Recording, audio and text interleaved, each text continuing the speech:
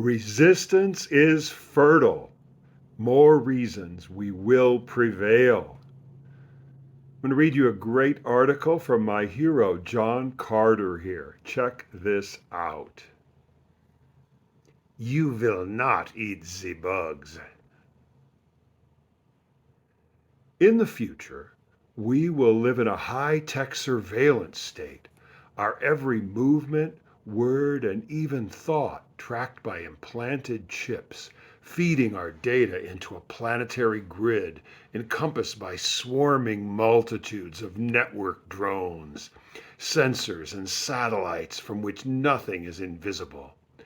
Our cities will be antiseptic, multi-ethnic utopias where light monorail systems powered by sunlight speed down gleaming white streets. The inhabitants will be androgynous vegans and insectivores, their psychologies carefully curated by scientifically designed curricula, social credit, and cognitive nudge systems, and psychopharmacogenic therapies all aligning to remove every trace of such antisocial traits as nativism, masculinity, sexual jealousy, or the selfish desire to own things. Agriculture will be a thing of the past, for the solulent vegetation and insect protein that sustains the post-humans will be manufactured in agricultural towers that require no soil or rainwater to work. The smiling, teeming hives of the high-density metropoles will contain the entirety of post-humanity, while the remainder of the planet reverts to wilderness.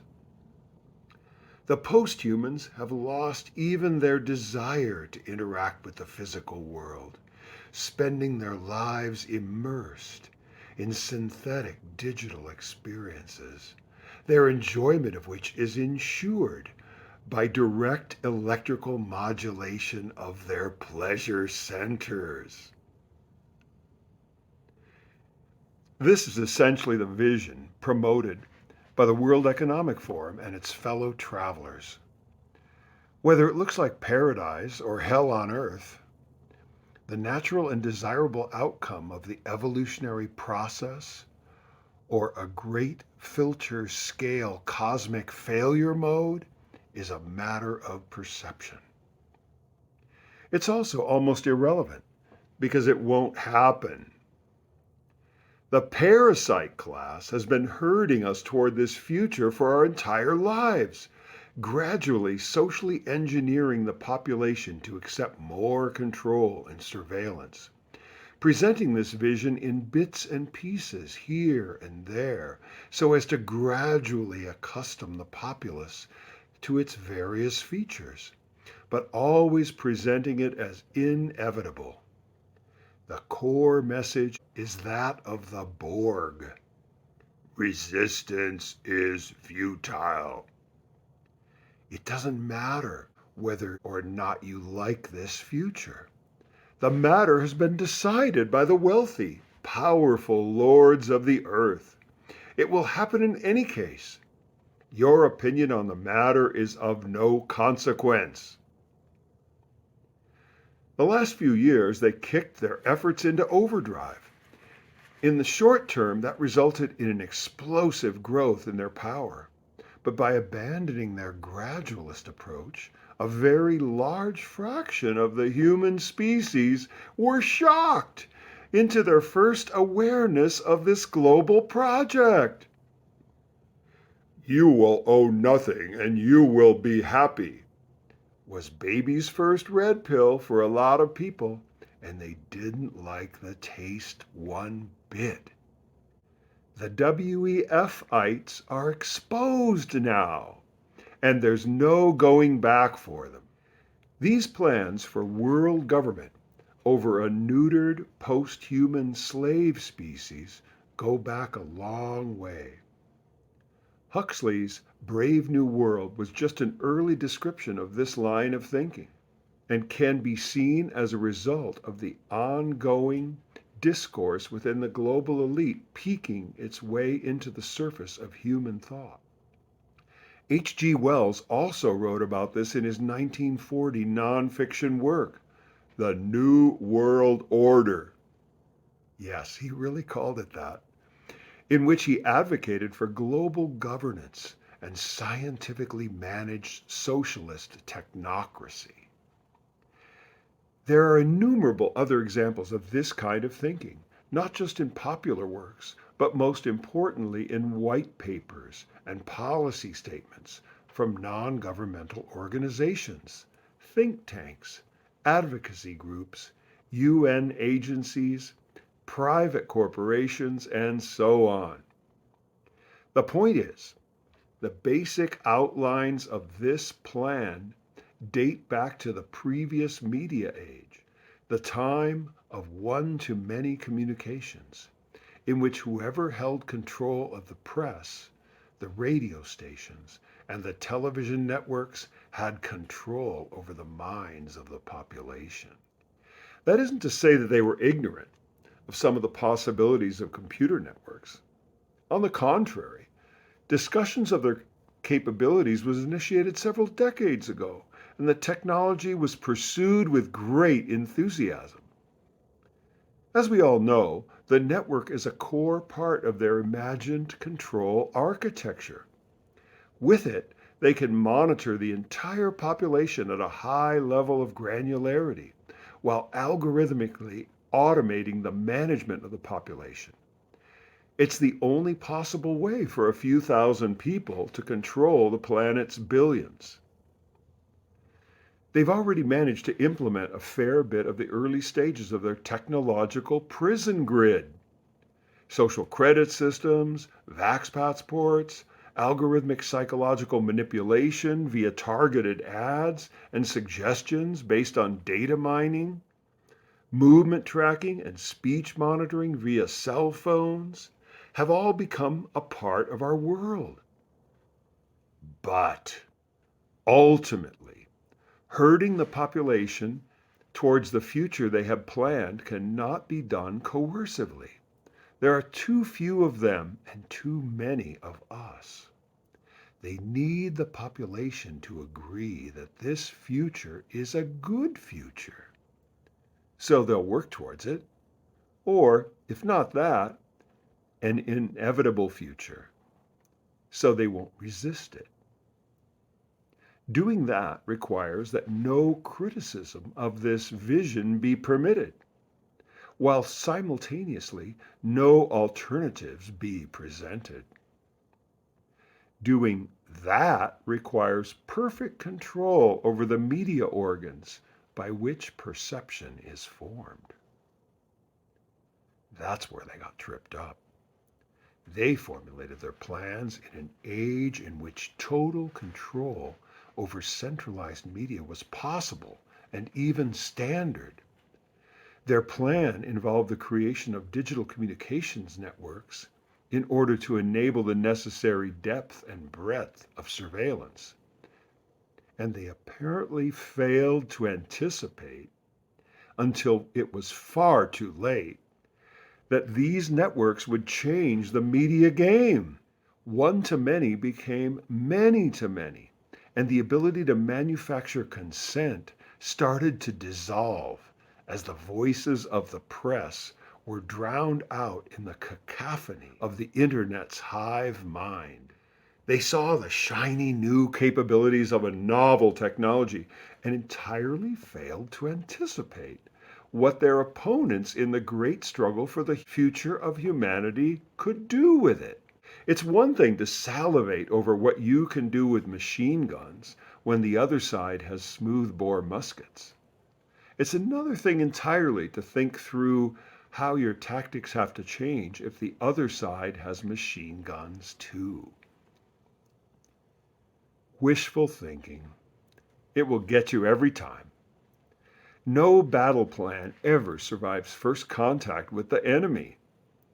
Everyone's got a plan until they get punched in the face.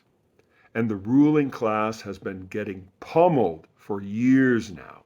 Brexit, Trump, Putin, Orban, Salvini, Bolsonaro, populist political insurgencies across Europe. Yes, most of these were subverted or otherwise rendered ineffective. Doing that cost the WEFites political capital, time, and attention. The main point, however, is that they happened in the face of concerted opposition. The full power of the lie machine was turned on each of them. And in every case, it failed, and the network prevailed. It turned out that resistance is fertile. Their opinion-making ability has been degraded almost to the point of uselessness. Let's take Beyond Burger. It was introduced with great fanfare as the meat of the future. Healthy, tasty, and great for the environment. Eat well and save the planet while you do it. What's not to love? Celebrities sang its virtues. Newspapers wrote glowing accounts. Fast food chains and supermarkets introduced it to their menus with breathless excitement. And it fell entirely flat. Go to any supermarket, and it doesn't matter how empty the meat section is. Not so long ago, there was a panic buying of meat, and the shelves were stripped bare. Except, that is, for the Beyond Meat section, which was untouched. People simply had no interest in it. It doesn't matter how often the glories of soy paste, masquerading as ground cow flesh, were extolled in the press. It didn't matter how gushingly celebrities enthused over how much they loved it. People weren't having it. Now, McDonald's is quietly taking it off the menu. Sales were so low that it wasn't worth the cost of keeping the product in inventory. Meanwhile, Beyond's stock price has tanked. That's just one example, but there are others. The mNRA transfections are probably most notable. They went hard on those. They deployed every tool of social manipulation, propaganda, bribes, and economic coercion that they could. And sure, uptake was high at first.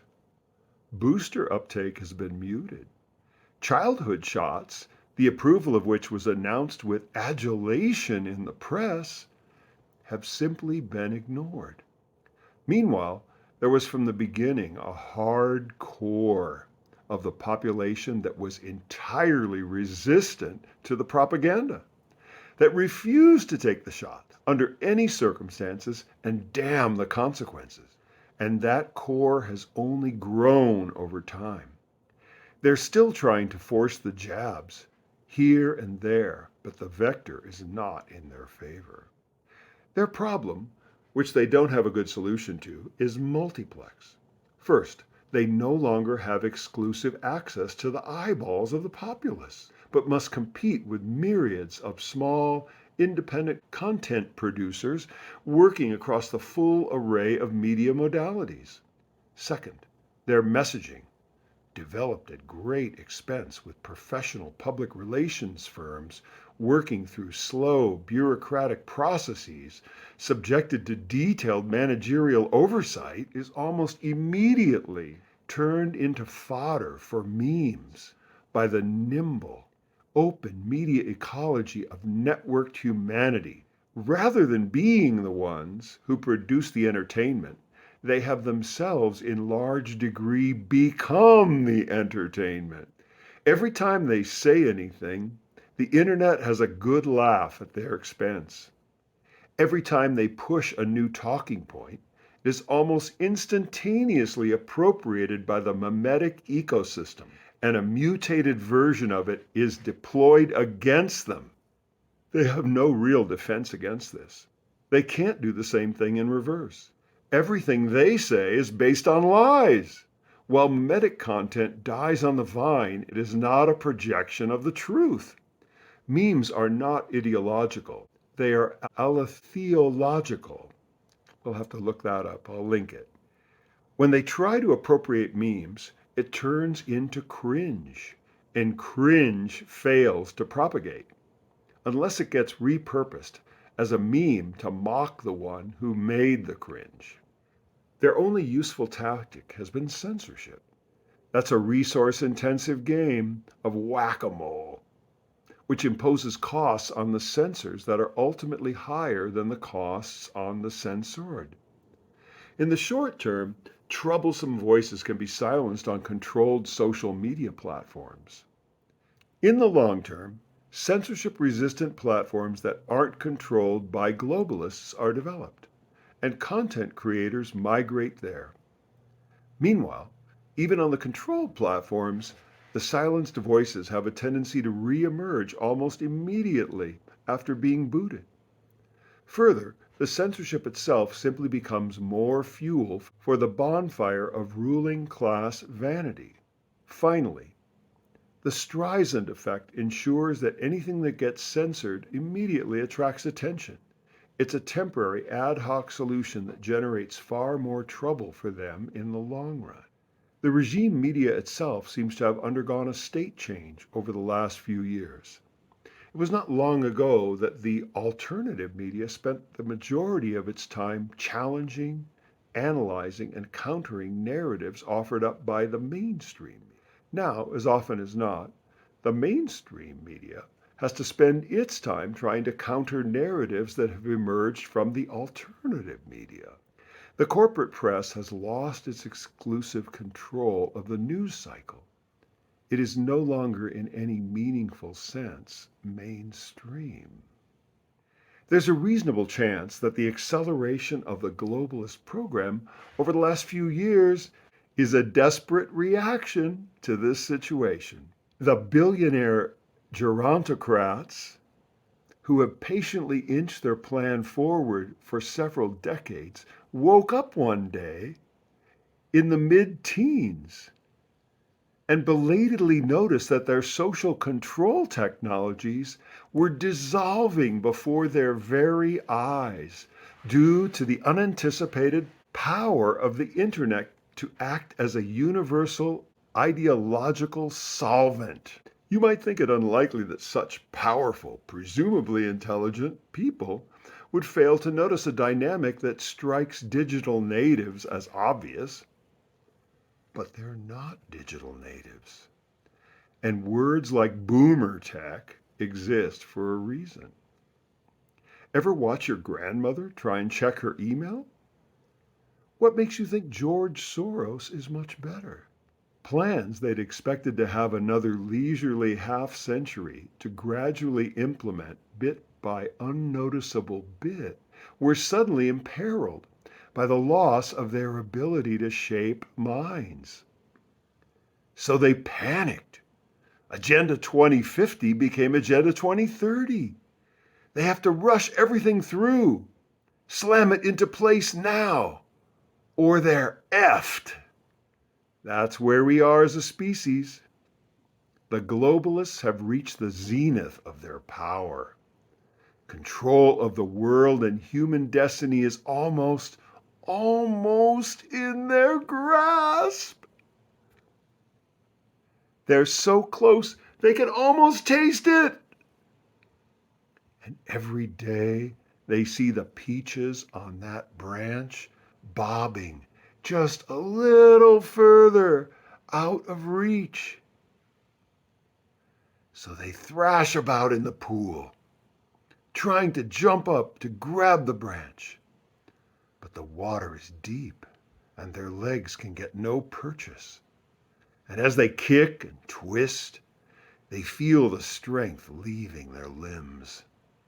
And they see us, strolling down the bank toward the peach tree, smiling down at them from dry land as we move in on the fruit that's theirs, damn it. It's a tasty peach, that fruit of the future. If I had to describe it, it tastes like villages powered by home thorium reactors,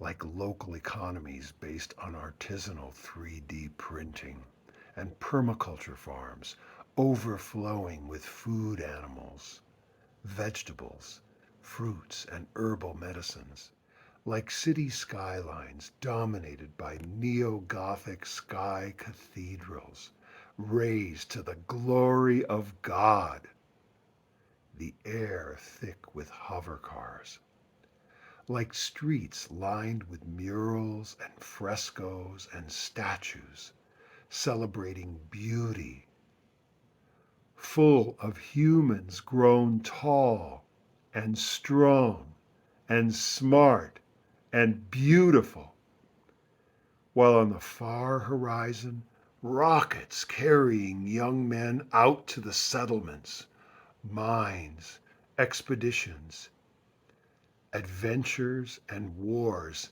on the endless frontiers of heaven. It tastes like a future for humanity.